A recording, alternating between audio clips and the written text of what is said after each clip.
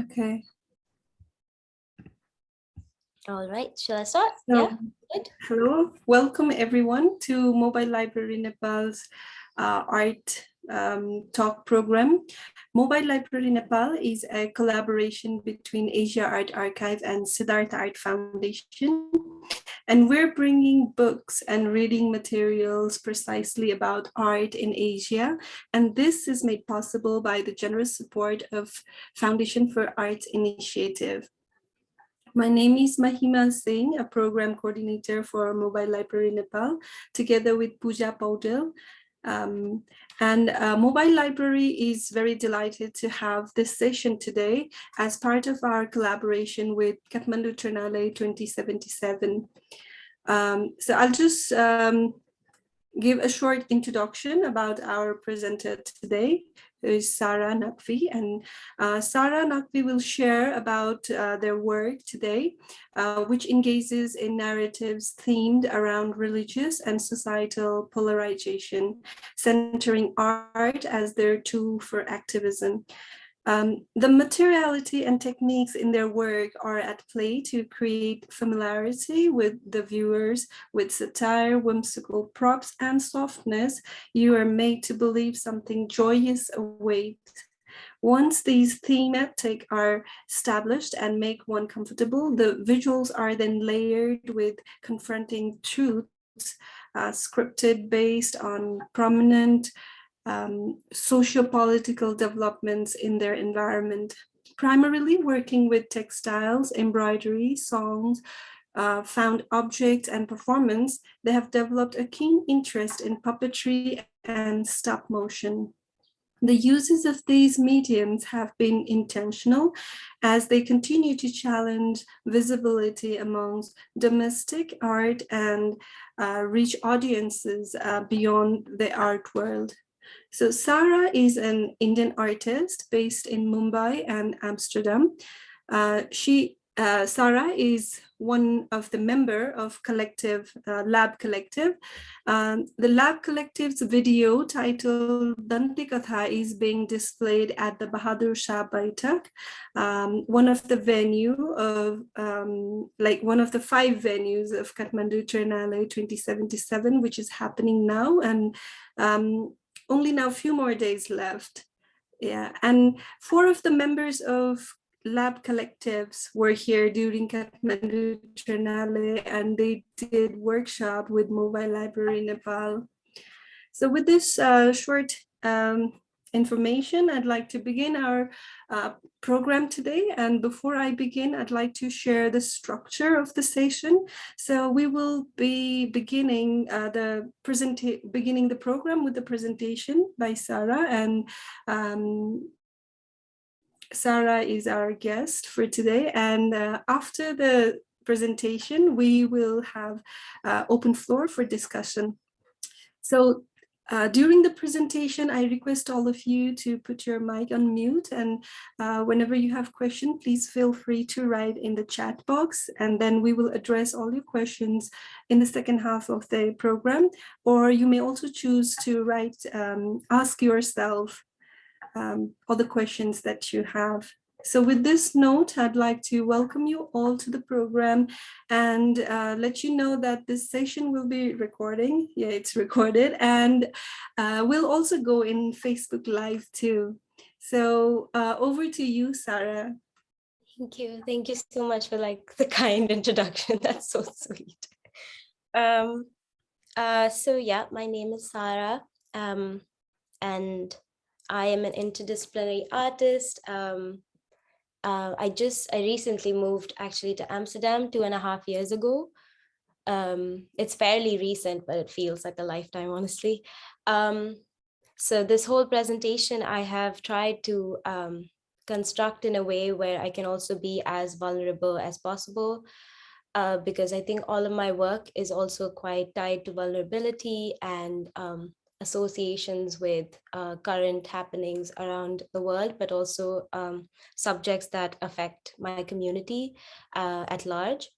I think I was told that this presentation is also going to be addressed to a lot of students and practitioners in the art world.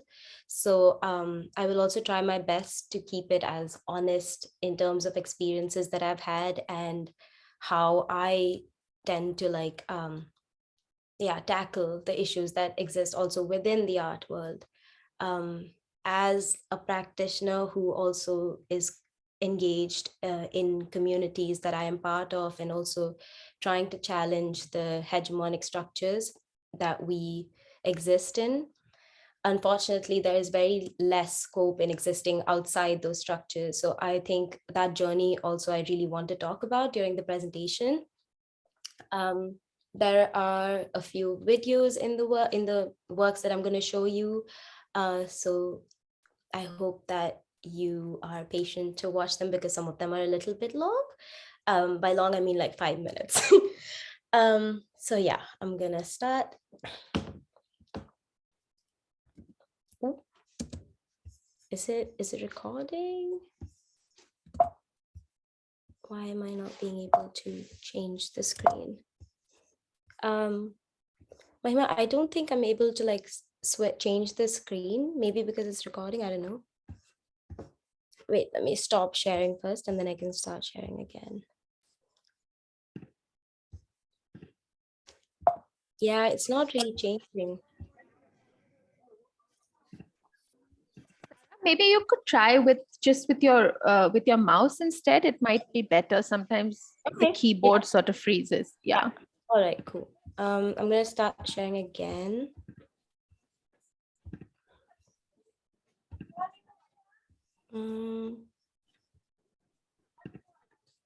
Yeah. Oh yeah, it's working. So the first work that I'm going to show is titled "Aao Ghar Kabhi Biryani Khane," which means come home, I would like to feed you biryani. And I think a lot of the work that I have been doing since I moved from home has also been around the subject of food and invitations, because there's been a lot of reflection on what it means to invite your neighbors over to your house, especially in the context of India and being from a minority group that is particularly been quite demonized, and because of also the current day and age of the day that the administration that's in place. So I think the idea of an invitation from a very young age, I always saw as a very normal thing that, oh yeah, it's Eid, and my parents would invite our neighbors over to our house. But there was also always this undertone of like trying to seek acceptance. So the work is surrounding this mortar and pestle where I am grinding spices that someone is trying to replicate the repetition that my mother used to have like in her day-to-day routine, especially when it came to Eid as a celebration. The kind of labor that goes into making that meal and sharing that meal and asking for people to feel like they're at home, even though there's such a big communication gap and a lack of acceptance, but also understanding. Whereas our cultures are so intertwined. I think all religions that are practiced in India, which is a extremely diverse country, is always there are always parallels and intersections to it. So this video that you will see, the text is narrating most of it. So yeah. I'm home, my love. I feed you, my love. The rhythm of mortar and pestle meeting. Release will be sent from sent from time spent, sent from spells work, sent from shell folds. Release will be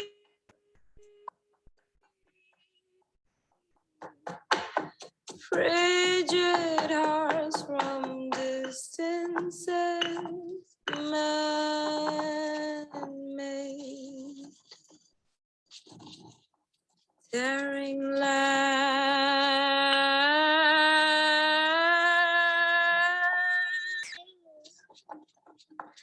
sisters hand in hand.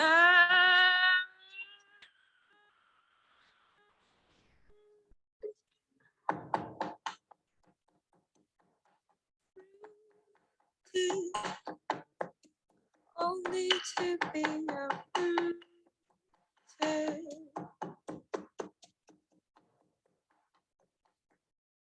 made free from body, released by force. This air with sense of the Hello. merging of these rivers. Complex are these flavors, showing you our care, granting you a chance, be witness to our flair. Make no mistake, I nurture my fate, accepting those who stood and watched us being exiled from home, seeking acceptance, passports to a home I was birthed in, validation of blood that has traveled its distance, in generations of existence. My resistance in being accepted, in the durational labor of its becoming, I will replenish broken bonds, justify the depths of her tired eyes, pools of wrinkling skin, and the soreness of her feet. My mother, she will continue to welcome your stay.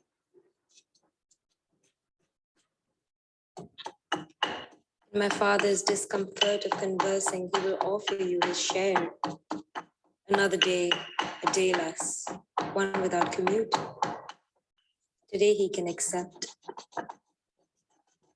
Today he is a Muslim. He can rest. My father, an atheist on all days except Eid. And how religiously he waits for his day off. How religiously he eats his share. Mozzi, Ladin, Burkhe wali, sharam nahi aati? Laden with stories written about us, of us, without us. I wish to be heard, to be touched, to be loved. I wish to scream, live in reckless vanity, without remorse. I wish to be known, an identity unknown. An identity I define, yet to be refined. An unthreatened word held without fear, one that wasn't written for me by a world believing in nothing. So let this grain of saffron stained rice reflect our kinship. As you see this, one you can trust, one you can accept, one that exists without uproar, voiceless, to please. Resting, but never to remain.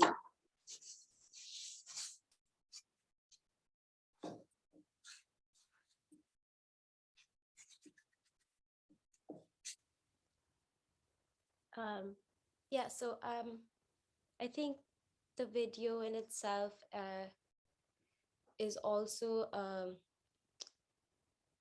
like a mirror to the ways in which an artist works depending on their environments, which I will speak a little bit more about, because it's also important that we recognize as artists that it's not always necessarily about the kind of money you put into a work, or like I think the glamour of things, because when I made this work, I also was quite financially unstable, and there's also been a shift in my practice in general, because like I said, it's interdisciplinary, but it's also really affected by my current conditions, because there is only a certain time and place where I can invest so much into a work. And especially when you're working with social causes and social issues, sometimes the frequency at which things happen also make it very hard to stick to a medium that is slow and takes time.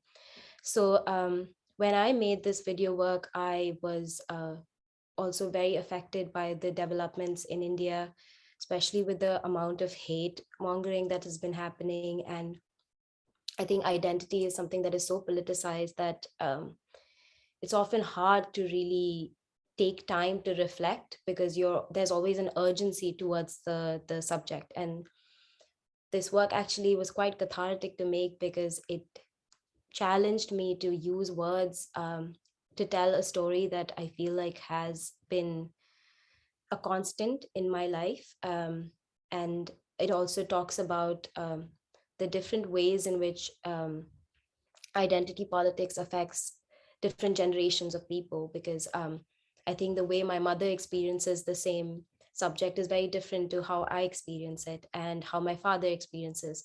And that's also the thing about identity. It's so complex. Like, we can all be identifying as Muslims, but at the same time, the way in which we practice faith and accept faith and the way we are seen in our own faith is very different. Um, so yeah, that was that work. This is another work that was called Mehman Nawazi, which means like, I think if I had to translate it roughly, it's like taking care of the visitor in Urdu. And this was a part of a solo exhibition that I did that was titled Sharmo Haya, which meant like shame and I think virtue, something like that. And that entire series of work were all in watercolor, and again were dealing with ideas of identity and belonging. And this is earlier works of mine. The video work is actually from 2020, and this one is, I think, from 2019. Again, the medium speaks to a lot about where I was working in my parents' house in the living room, and that also comes with its own limitations. The work in itself also is the material again that I use is watercolors, and at that point that was the only access I had to materials.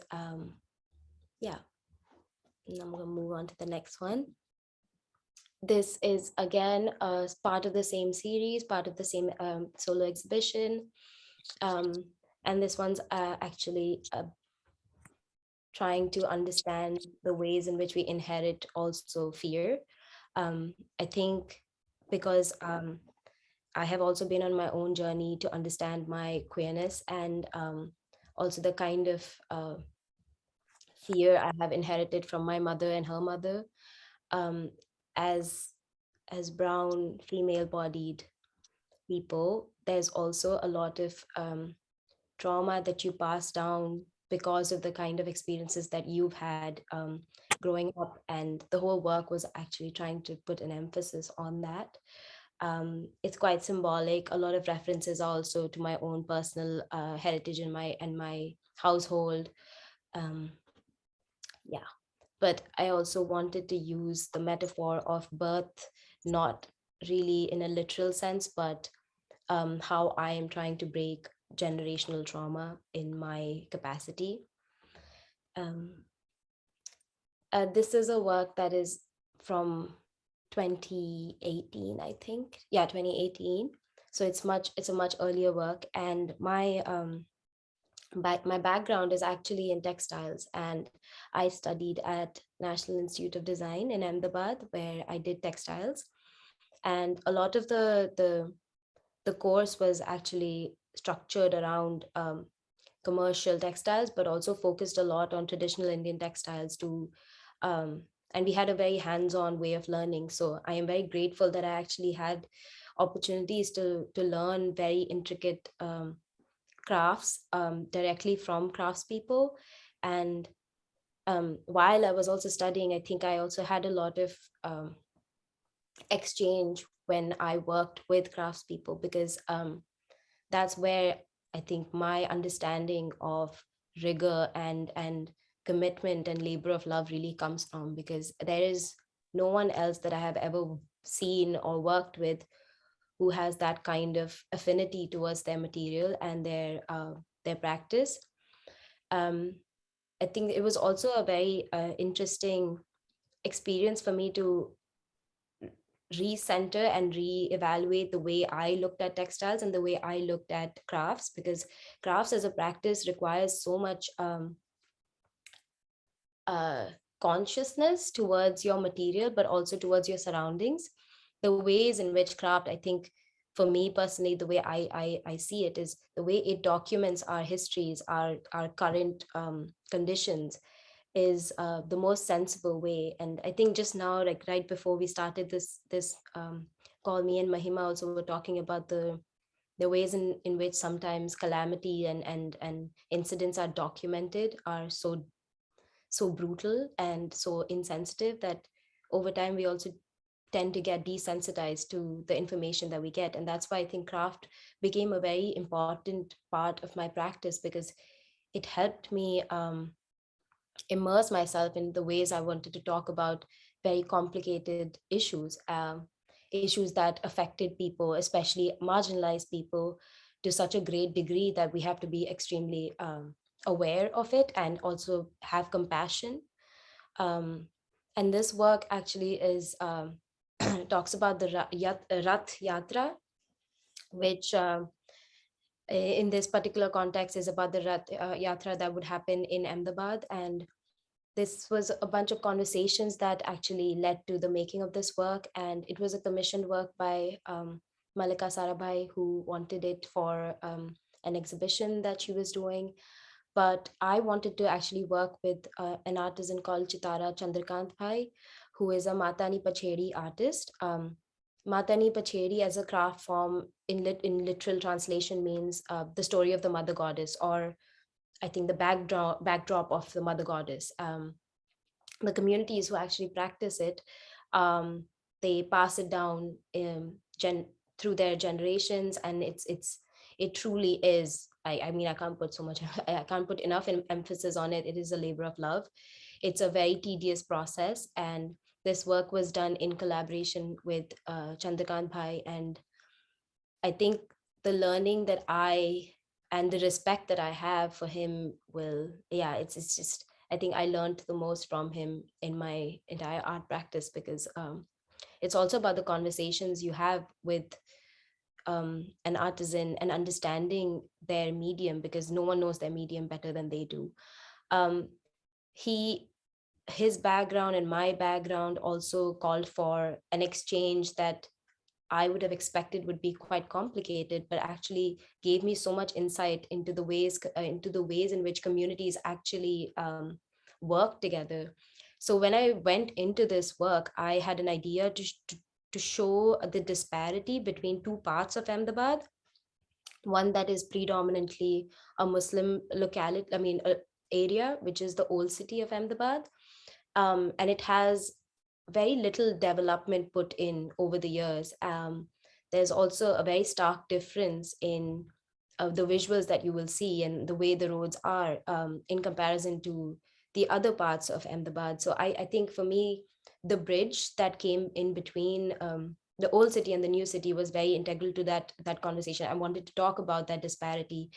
But when we were talking, instead, I got the chance to actually think about the Rath Yatra that he told me about, and that there was a location that it used to go through where it was banned to go through because it was a Muslim locality, and often there used to be a clash. And he told me that over the years that there was a big change. Instead, there were the when the yatra was again allowed to go through those areas, um, even though there was police employed for protection and to avoid clashes, there would also be a very beautiful exchange where often the locality would arrange for sharbat, or like drinks for the people who would get tired and things like that. So I think that beautiful exchange of solidarity was what he pushed for me to engage in. Um, and that's something I'm really grateful for, because that's also something that I think we need to constantly emphasize on, to also seek for a more secular future. I think when communities are hurting, it's hard to look beyond that because we're constantly under this, under the radar and constantly fighting for rights. And that's why I think when you actually try to look at it from a micro perspective, and you look at communities working with each other beyond the control of a government and an administration, you start to see the beauty of actually the kind of love that still exists and needs to be focused on and needs to be nurtured. So yeah, that's the work. I think I spoke a lot about this one. Ahead, I have a few studio shots from my time at Ateliers, the Ateliers residency in Amsterdam. This was a residency that I started, and it was a very long residency, so I think it has impacted my practice to a very great extent. It's also the space that I think I have made a lot of changes within my practice.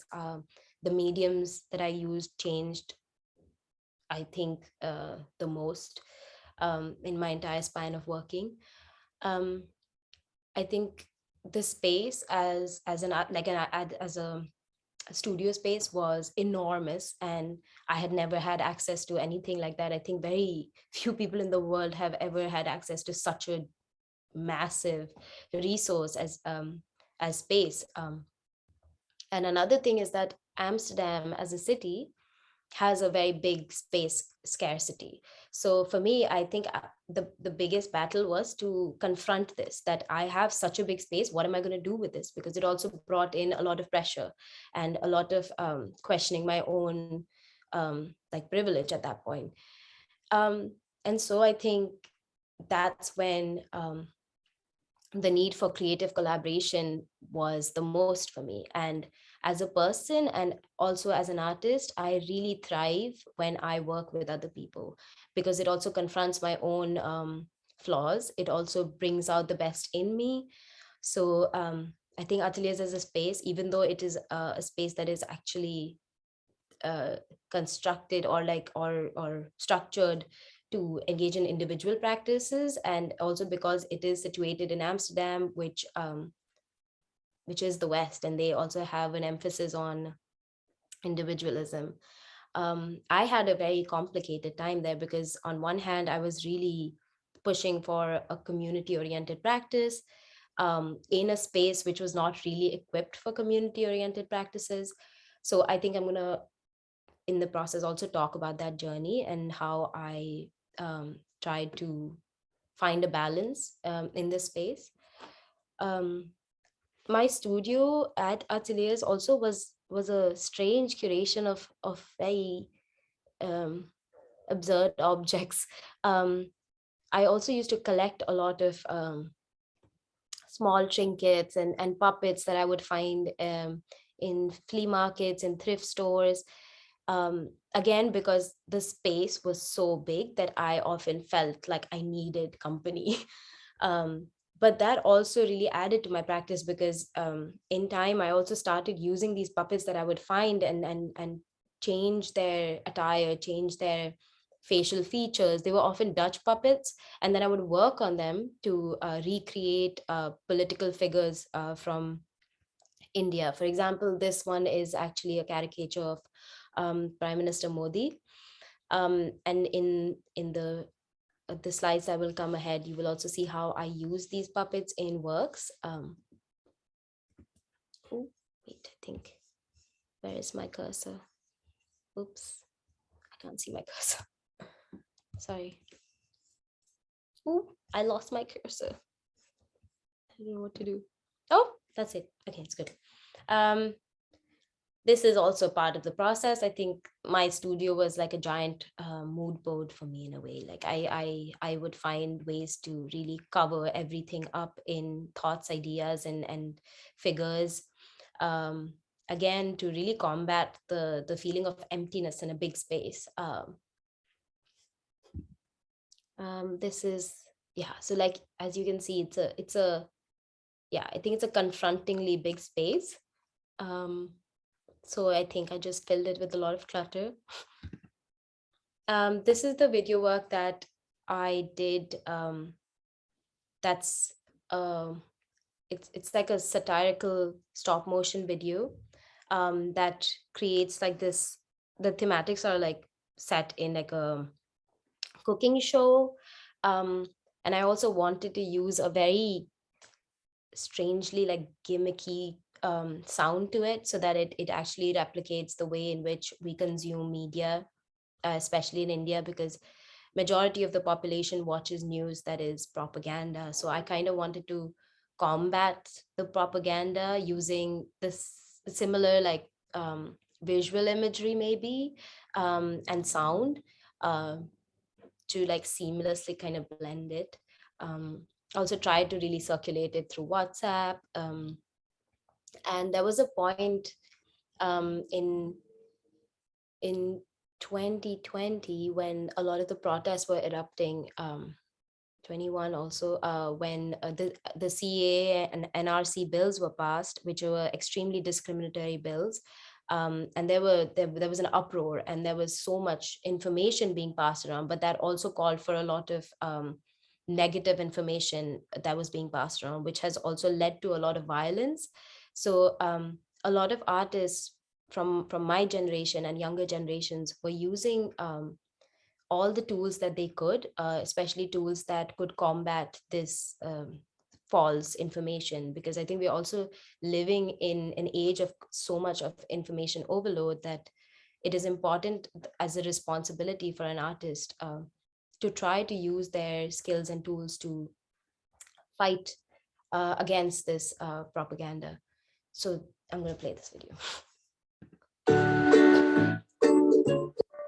Namaste. Welcome back to another episode of Gastronomical Essays. In today's episode, we will learn the age-old recipe to prepare dissent under a pressurized fascist rule.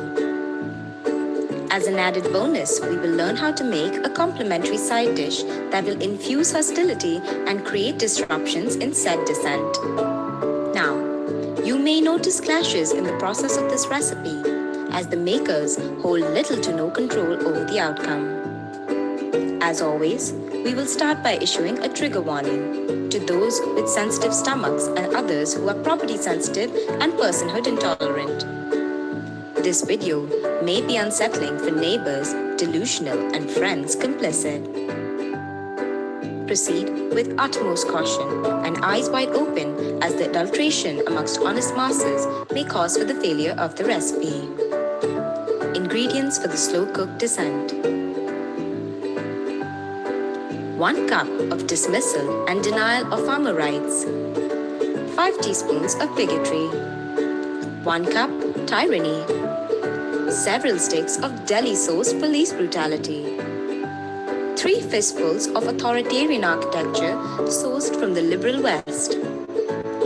4 cups of finely ground hate. 2 tablespoons of propaganda from in-house propaganda machines. A few teaspoons of Twitter account suspensions and other social media disruptions. As and when needed, add multiple internet shutdowns. 1 completely sold judiciary. Some falsely reported associations to Khalistan. Add, as needed, 5 to 6 attempts to discredit and disarm the movement. 3 kgs of undercover Sanghi goons. 100 grams of sedition cases whole. 500 grams of FIRs against protesters and on-site media personnel. 2 all-controlling overlords. And lastly, 1 non-existent democracy.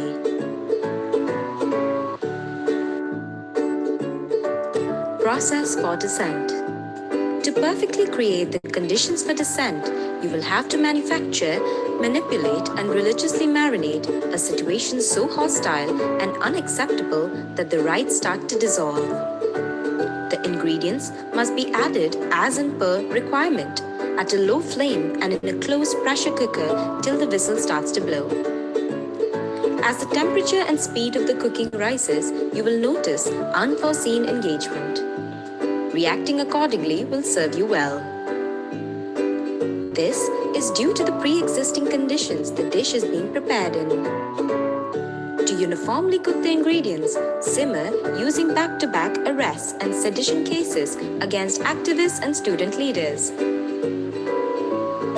Add to this a Delhi speciality sourced from Shah himself, multiple sticks of police brutality. Preferably unleash them on unarmed and peaceful farmers, or to further show the cowardice on sleeping elderly farmers. Remember to separately fry the on-site protesters and media personnel documenting the movement. This will help you create a surge in the movement, and that will be your cue to release undercover Sanghis to discredit the said movement. Remember to continue arresting innocent Muslims and other prominent activists while blatantly ignoring the global pandemic. Start unleashing state machinery as and when required. Stir the mixture rigorously until brown. As the temperature rises, make attempts to split the mixture using internet shutdowns, social media blockages, and other means of authoritarian suspensions. Stir fry until the deployment of anti-protester architecture is in place. And now, pray for the best. Keep the conditions in control using the loudness of news anchors covering the deafening silence of the urban elite. Disclaimer: any additives to the recipe are by hands unholy and textbook tricks used with every rising movement. If the attempt fails, keep stirring and continue adding violent mobs till desperation finally settles. Once achieved, grate the dish with false promises and wait for the next people's movement.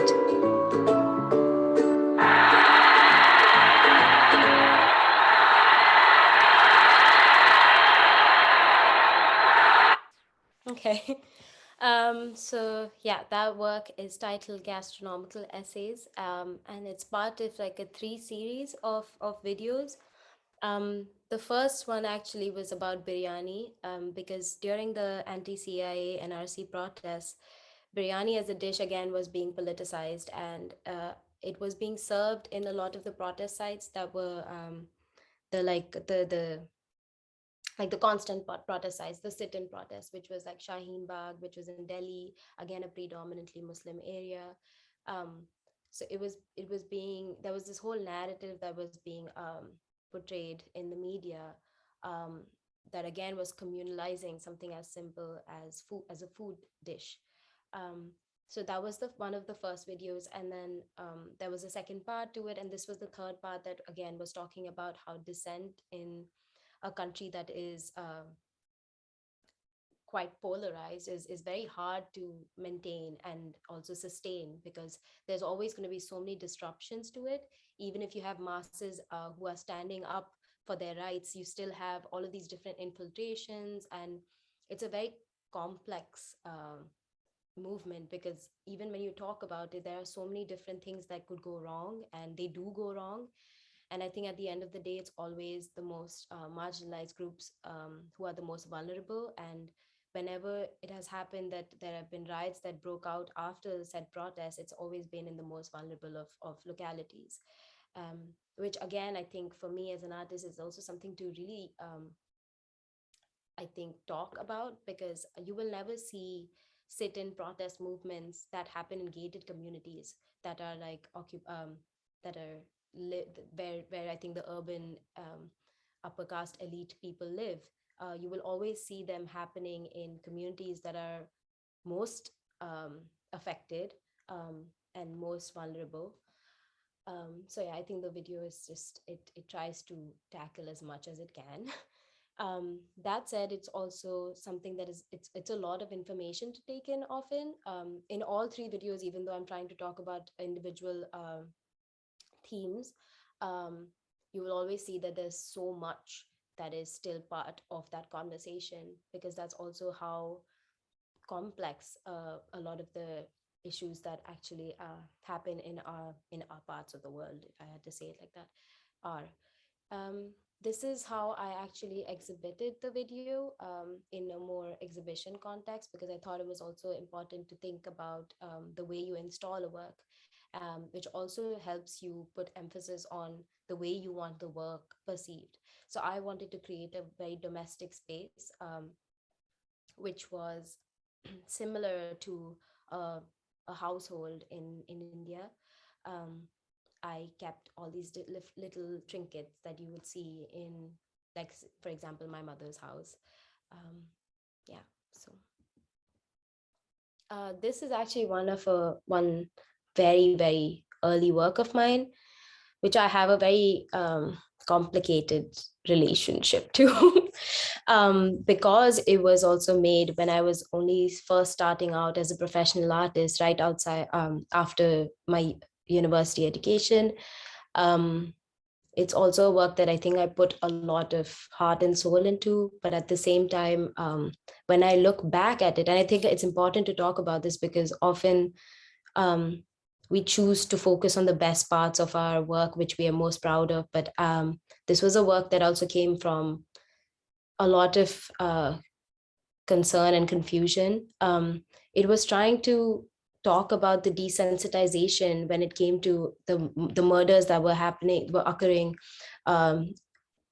when the mob lynchings. I mean, even today there are so many cases of mob lynchings, and the Indian government has refused to publish statistics that solely acknowledge these mob lynchings that happen on the basis of meat, especially beef. Even though India is actually one of the largest producers and exports beef on a very large scale. So I think that also just talks about the hypocrisy. But this work in particular was to create this environment that was extremely gruesome and had a very brutal nature to it. Again, to really focus on how do we engage masses who are so often like confronted with things that have such gory undertones to them. And I wanted to create a space that was extremely hostile, that created a sense of an eeriness in you to then talk about the subject.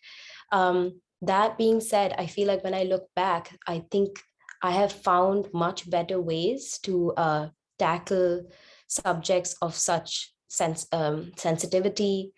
And yeah, like I think the material in itself, I remember my reasons for using felt as a material was also because felt in general is something that is used for blankets and comfort, and I wanted to use it for an extremely opposite theme.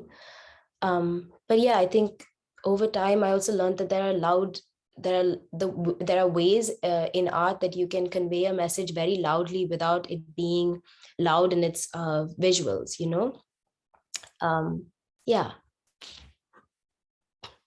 So I think all in all, I also feel like when I look back at this work as like a really young artist who was starting out, I can see that I am trying to like create shock, but it only stops at shock value. Like it wasn't going anywhere beyond that.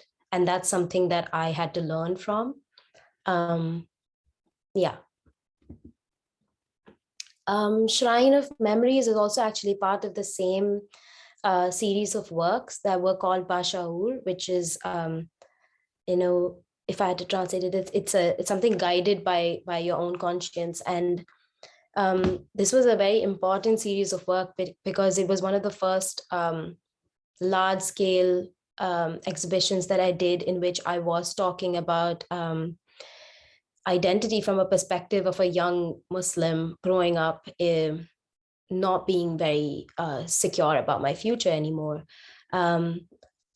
This series of work was actually trying to talk about how materials and material objects could actually hold so much memory in them, especially when there are so many insecurities about loss and about losing a house or losing your like safe space, your community, your family.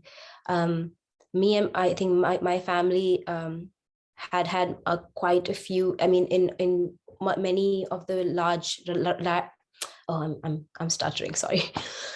In a lot of the major riots that happened, I remember I was quite young, but I remember the conversations that would surround these very terrifying events, and the ways in which we would talk about escape, the ways in which we would talk about loss, the ways in which we would talk about how do we conceal identity, how do we protect ourselves when something like this could happen at any point of time in our lives.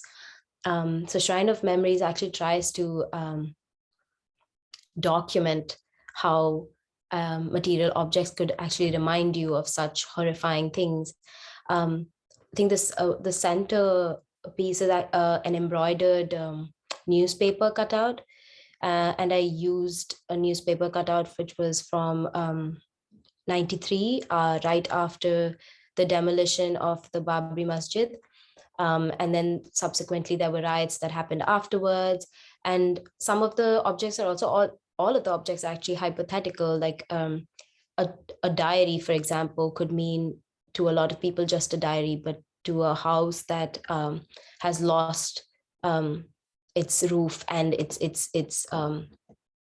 I mean, the people who reside that house, the diary could also mean a catalog of so many memories that were documented. A broken lock could also mean so many different things. A cup that is a mundane object, but it could also be a cup that a father drinks tea from every day. So Shrine of Memories is essentially like these stories that often get lost in erasure.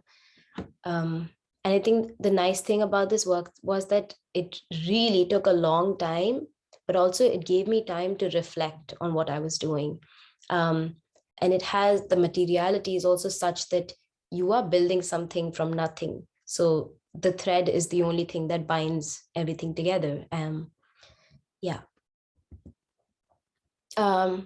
This is also part of the same series. It was in 2018 and 19. This is a more contemporary version of actually a kalamkari. And again, at this point, I was learning a lot from Chandrakant Bhai. He was teaching me how to use the medium. He was teaching me how to use a kalam, which is a bamboo stick that you use to draw the outline of the textile paintings, and then the different dyes that you can use to create all of these different colors. Because I think in traditional kalamkari or traditional matani pacheris, the way color is used, I wanted to use it quite differently, because I wanted to show skin tones. I wanted to show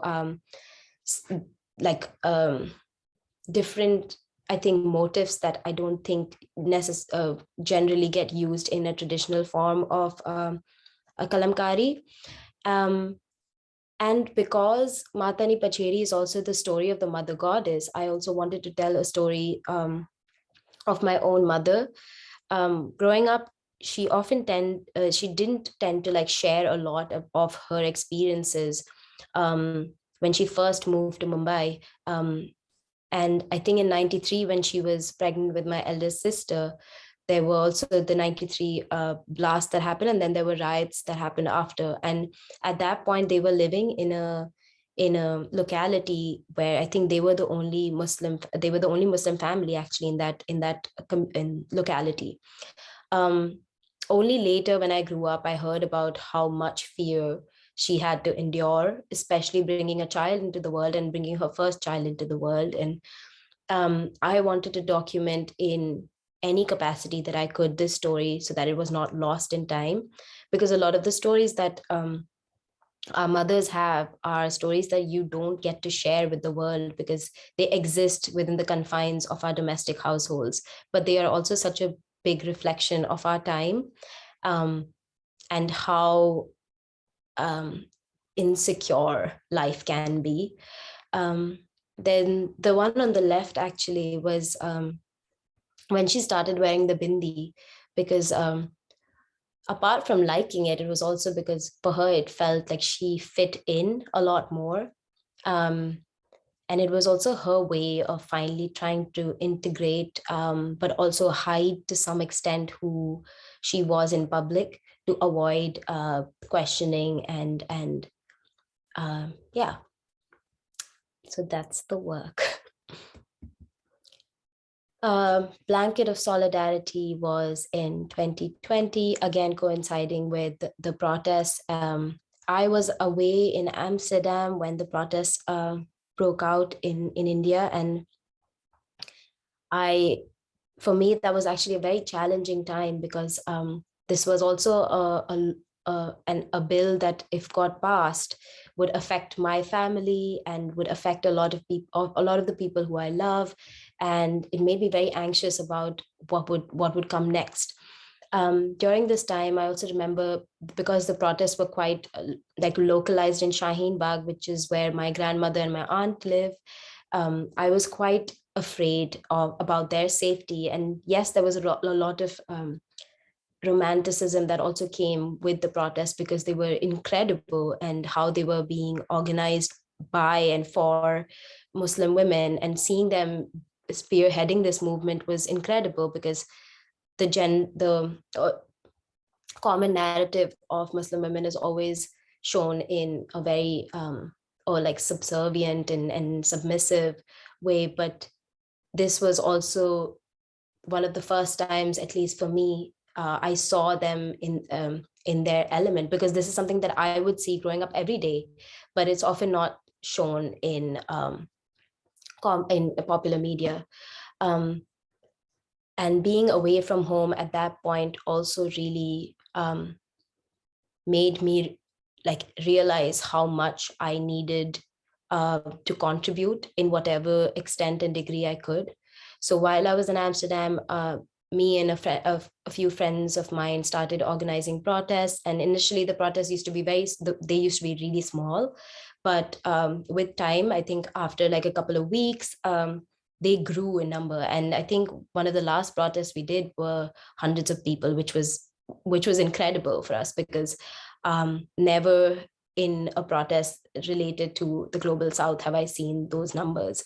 I think it at least reached 100, which was incredible. But the process of this quilt was also of significance when it comes to this entire journey, because it was winters, but me and friends of mine would sit outside the Atelier's building, and we would play songs that were related to the movement, and I would quilt the blanket in public spaces. We also had this like chalkboard that would be right next to me, dating all of the next protests that were to come. And I think it was a moment of, again, catharsis for me, because I felt like this could be something that I wouldn't have been able to do, first of all, back home, again, because of safety reasons. But it helped me also realize how much of security and safety I have gotten from my mother and her mother, and the kind of labor that they have put in so that I can have the freedom that I have today. So this was kind of like paying homage to the women, the Muslim women in India, who were literally risking it all to fight for our rights. Yeah. Mm. This is going to be a short video that is titled "How Does One Say Queen in Islam?" And the video is actually 14 minutes long, but I have kept a very short excerpt from it. And then I'll talk a little bit more in detail about it. Aligarh में नन्ना के आंगन में एक शहतूत का पेड़ हुआ करता था। इस पेड़ के नीचे मेरी यादें और मेरा बचपन दबा हुआ है। खाला और अम्मा गप्पे लड़ाती और नन्ना मुझे सहलाती। आंधी तूफान आए और चले जाएं, उनकी गोद में तो कोई जलजला ना महसूस हो। कुछ पुकारें हवाओं में गूंजती हैं और कुछ आसमानी होती हैं। लफ्ज जब कमजोर हो जाएं, अल्फाज बारिश की बूंदों में गिरेंगे। Okay. So it's quite short, and I kept it short because if I put the whole video in, it would be really long. Hopefully maybe another time I can talk about it and then show the whole thing in detail. Also, Mahima, I'm not keeping a track of time, but am I okay with time right now?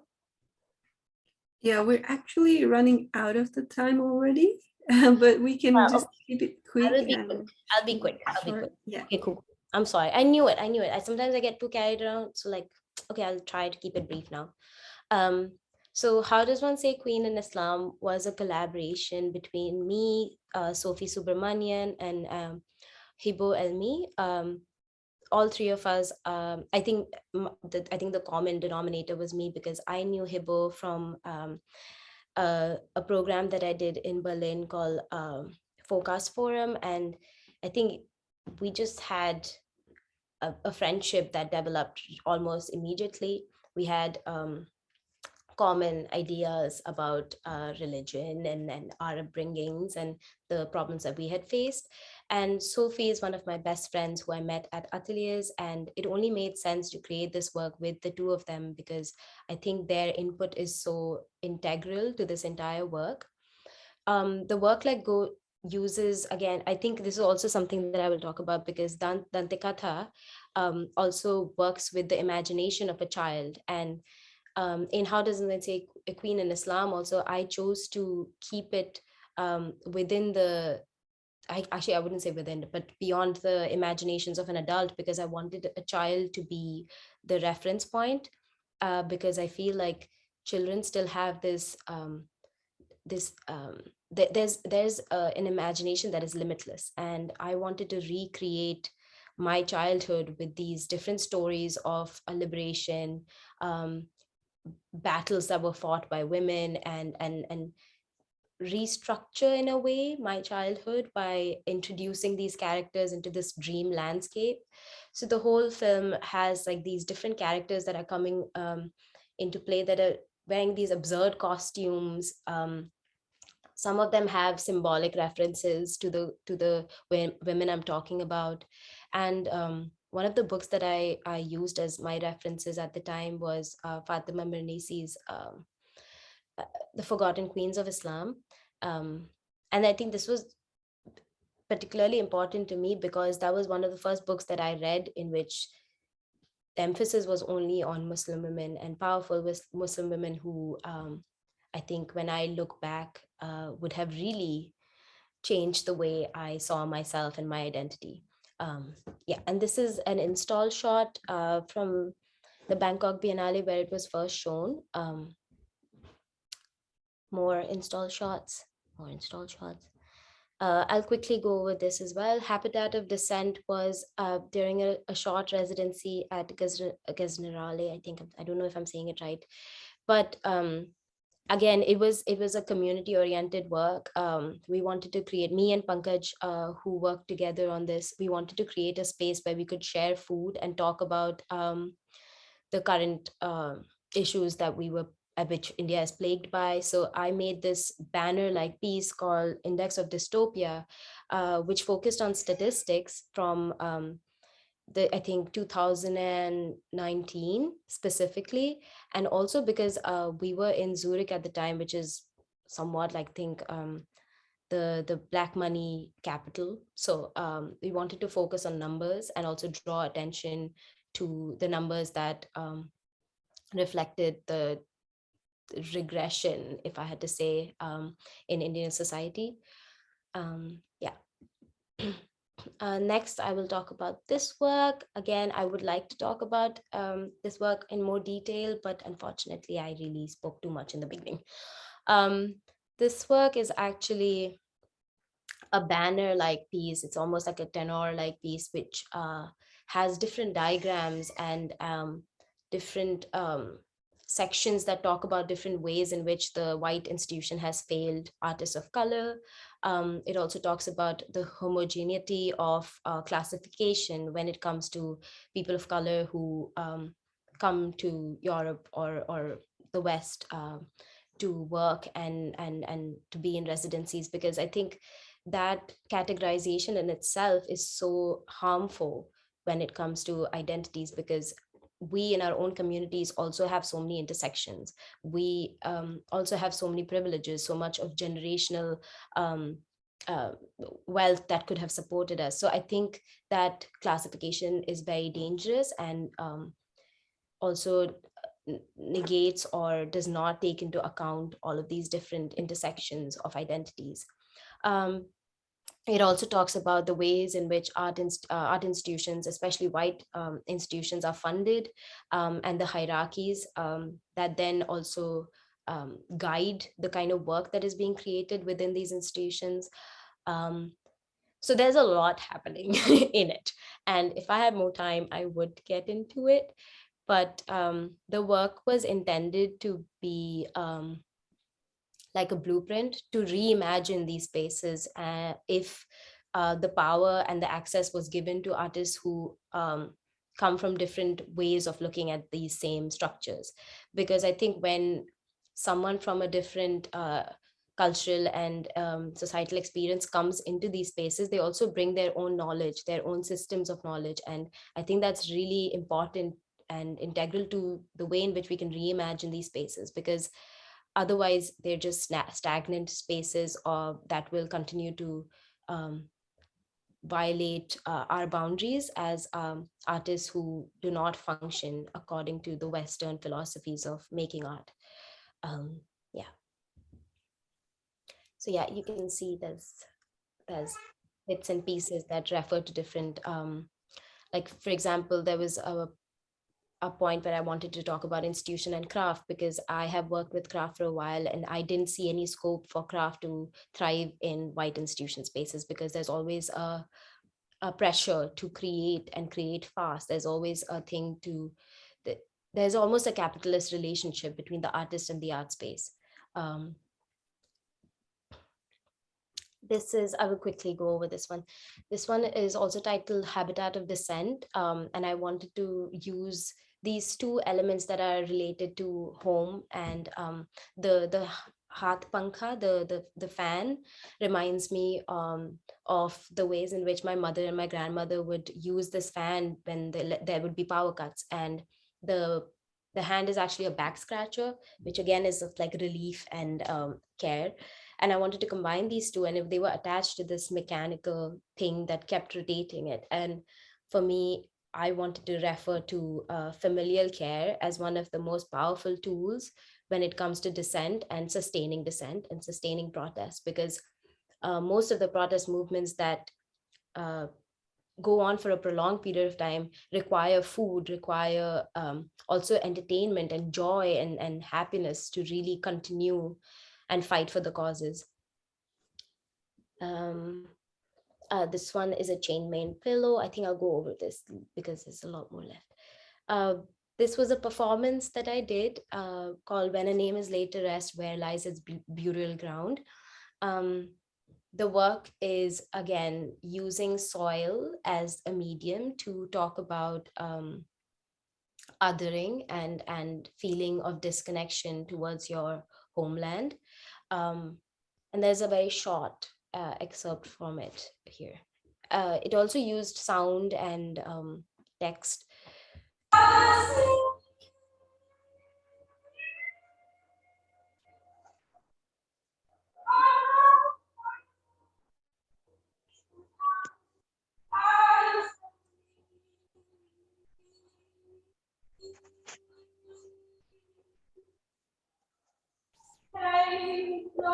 Okay, very short. um, this is, I wish I could, this is like a collaboration. So I, with Shreya and Shreya D'Souza and Milu Urd, initially started the queer choir in Amsterdam. I have left the choir since, because I think for my personal practice, I really couldn't manage a lot of the organizational capacities. But I used to be part of the choir. I initially helped organizing the choir, and then I stopped organizing it. Um, and I used to write songs for the choir. But the choir in itself, as a collective project, was centered around queer joy, bringing queer people together, especially during the pandemic, to create a space where we could share our voices and also really focus on how singing as a choir can be really helpful for people who often have been sidelined and who do not have spaces that in at least in common day-to-day spaces that are theirs. This is a video of one of the performances. I will probably cut it short, like I will move on to the next slide, but I will just play it for a bit.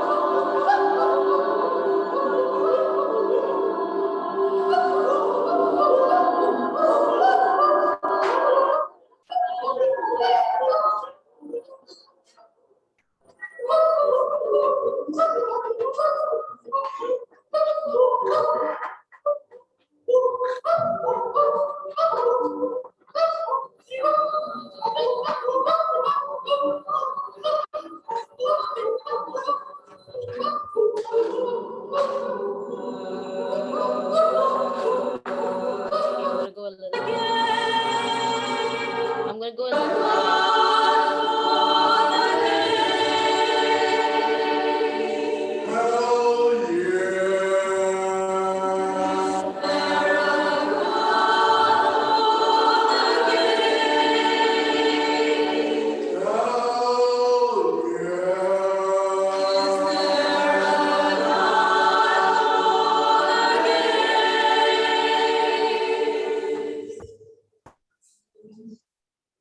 okay, so again, I also forgot to mention, Vera Moraes is the conductor for the choir, and she also arranges and composes a lot of the songs.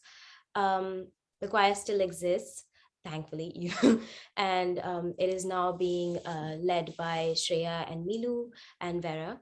I'm going to move on to the next slide. Yeah, these are just some pictures from our performances. Yeah, and it's become a very wholesome community. I think that's where I will end it. Yeah, that's it. Whew. If there are any questions, I hope I didn't bore you. Thank you so much. Thank you so much for sharing your work. It was really inspiring. We actually have one question from Serene. Serene, maybe you can ask yourself. Yes, it's actually pronounced as Ceren, by the way. Can you hear Ceren. me? Okay, sorry. Thank you. I was just in general curious about your process of putting yourself in your, like visibly your body and yourself in your work, Sarah. I have always found that very empowering of your amazingly beautiful, magical work. And I was more curious about how you end up being more performative with yourself, or did you end up being more performative, or maybe I don't know if you were already performing before textile and so on. So it's just that. Yeah. Actually, that's a very good question, because it actually happened more recently than ever, because when I was in India, I think I didn't feel safe enough in my body to actually exhibit or like take up space that way. I think the performance also came in because I felt like I wanted to be seen for a change. And I think it also goes quite hand in hand with me coming to terms with my own, I think, gender identity and a lot of confrontation. So much happened in the last like 2.5 years, which I think when I see it in terms of growth, it would have taken probably 10 years if I was still back home. And I think I also owe that so much of that to my community and the way that I felt held and the way I felt supported. I'm getting emotional. But I think performance wise, I think it's the space that you feel like you can take up and you feel safe enough in to be able to explore your voice, to be able to explore the way in which you tell your story, you know, like, um, um, yeah, so I think I owe it a lot to the way I was made to feel at home in many ways. Again, being away from home, that's one of the things that you feel like you need to do if you need to survive here. Like, um, if I did not find it, I think I wouldn't have been able to continue working, because I think working is so directly related to the kind of family that you build away from home. Um, yeah, so I think it's support system and trying to be able to sort of navigate this like very complicated hyper capitalist world with the friends that you make, so that they can like hold your hand through it. Because unfortunately, even if we try to like work against the system or work outside the system, one way or the or another, because it's such a all consuming force, like you will need your friends and your found family. So yeah, yeah, thank you. So thank you so much. We don't have any more questions on chat, but if anyone wants to ask question directly, maybe we will take one last question, because we already exceeded time, like I'm 20 so minutes sorry. long. Um, so, but yeah, if there is no more question,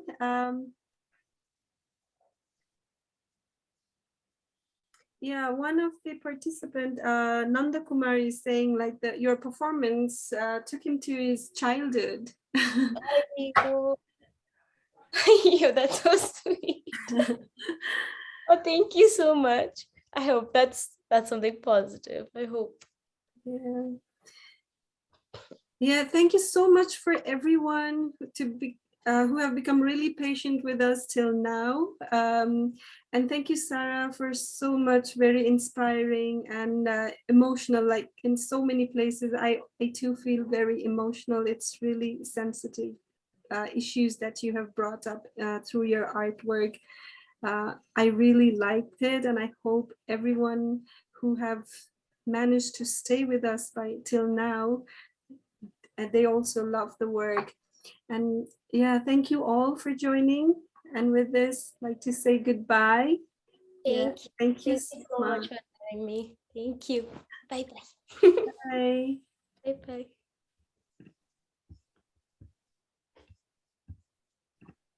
Thank you, Sarah. Bye. Thank you so